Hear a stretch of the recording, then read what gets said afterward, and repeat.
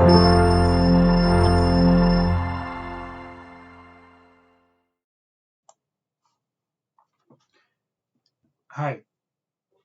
welcome back once again.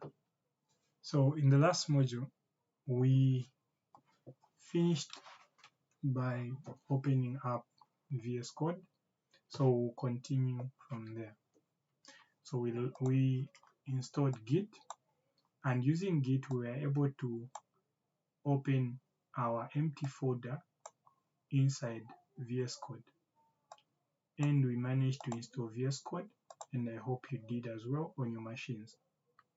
If you didn't install VS Code and you don't know how to install it, you can just watch the previous lesson and it will walk you through what you need to do to install VS Code. Okay, so for you to open now the folder that you'll be working on or working with, you just have to open the command prompt, which is git bash in our case. Then you just type code, then space dot, which will open your folder inside VS Code. Okay, so I'll close the prompt for now. So for you to confirm that you've opened the correct folder, here on top, it will give you the name of the folder. So the folder that I created for this course is called Web Dev Course. And this is where you'll now be able to see the different files and folders that you'll be working with. Okay, so let me just run you through some important parts of this tool. So with VS Code, this part will be showing us the directory, which will be containing the folders and the files that we'll be working with. Then on top here, you have these different icons. The ones that we'll be working with mostly is this first one, which has an icon of a file, and the second one, which has an icon of a folder with a plus. Both have got plus signs. So this one, we'll be using it to create files. Then this one will be using it to create folders. This one you just be using it to refresh your files here. Okay.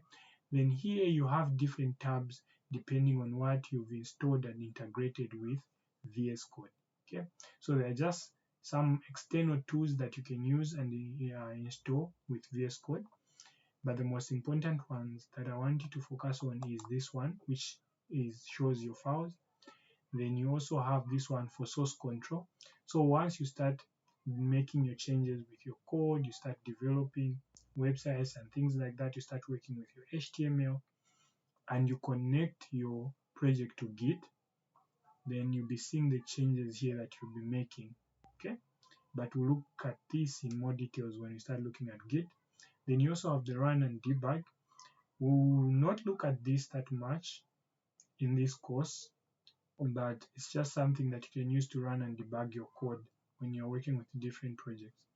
Then this one is the extensions. Okay, so if you saw in the resources, we had the extensions for VS Code. So this is how you install them.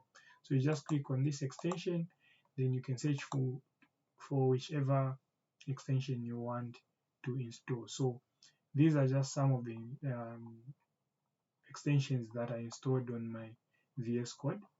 Okay, some of these I just need to reload them. They require reload. Okay, but yeah, so these are the installed ones. I have 71 installed extensions. Then these are just recommended ones. Then you can search for whichever ones you want, right? And these other ones are just external extensions that I installed.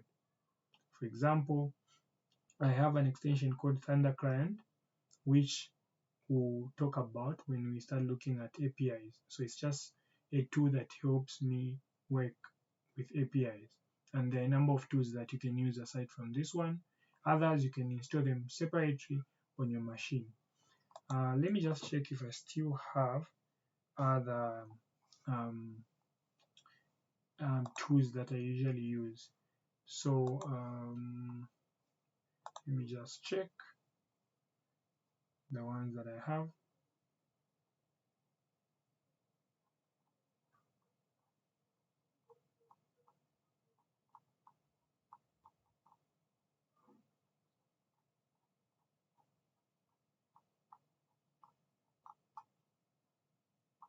Okay, I think I uninstalled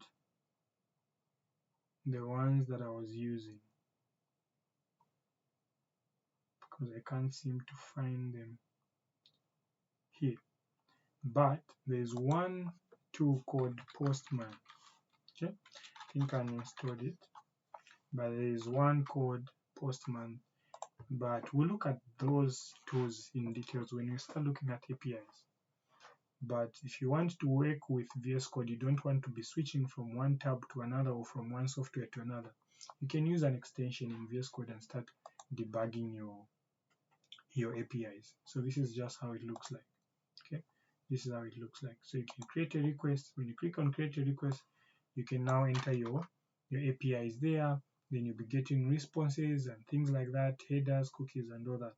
Okay, then this is where you enter like your parameters, your body content that you want to submit to your backend and all that. But we'll look at that in more details when we start looking at APIs. Okay, so our focus for now is just understanding where things are inside VS Code that we need to use as we are working on these different tools. Okay, so the first thing that we're going to do is create a folder called HTML where I'll be putting all the content that we'll be working with for HTML.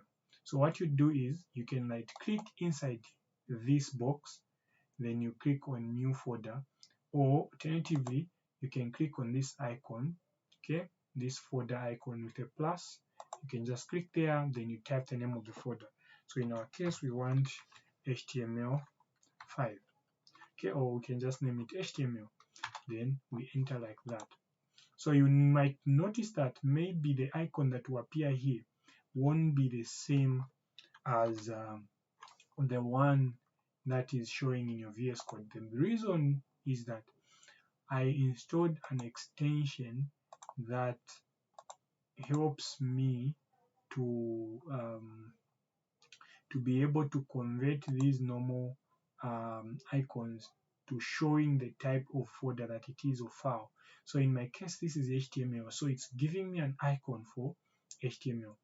If I was to create another folder and I call it CSS, okay, you notice that the folder automatically change. It won't be the normal folder. If I just say CS, you've seen it's a normal folder, but the moment I type CSS, it's bringing even a 3 because the latest version of CSS is CSS3. So you can install that extension, and if you check in the resources, there's an extension for that. Okay, so if we go back and check our resources, you will find that among the extensions you have file icons. So this is the icon, this is the extension that's making it possible for those type of icons to be generated inside VS Code. Right. So inside this folder, we are going to create our first HTML file that we'll be working with. Okay, so what you do is you don't click inside this box, because inside this box it's inside this folder called web development course, but now we want to work inside the HTML file that we've created. So for us to do that, you click on this folder, then you create new file, or alternatively again what you can do is you can just click on this file. We are no longer creating a folder but a file.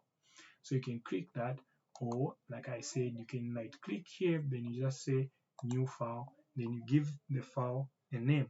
So the name that we're going to give this one, which will be the root folder, root file, we'll call it index.html, which will be the index.html, which will be the home page for our website. Okay, so index is just a naming convention. So what we normally do is that we name the entry point for our website as index.html, right? This is very useful. You'll see when we start looking at GitHub and how we can host our static website on GitHub, right? So for now, what you need to know is that for us to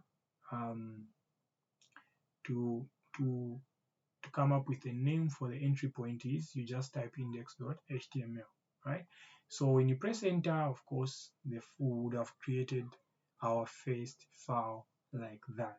Okay, So now we are ready to start writing our first HTML code. And if you have extensions installed, okay, but previously you needed to install Emmet, which is an extension, of course, inside VS Code that would enable you to write shortcuts that would generate HTML code. But with updates inside VS Code, you can now just type those shortcuts without installing anything. So the first one that I'll show you is HTML. So you just type HTML, then if you see here the prompt, it's even bringing you Emmet abbreviation. So when you click on HTML5, it generates a boilerplate, okay? It's like the standard code, the structure for HTML, right? So you have that, and you can save your work, and you've just created your first HTML file and website. So in the next lesson, we'll now dive into what all this is about and the purpose for each of these tags. So I'll see you in the next lesson.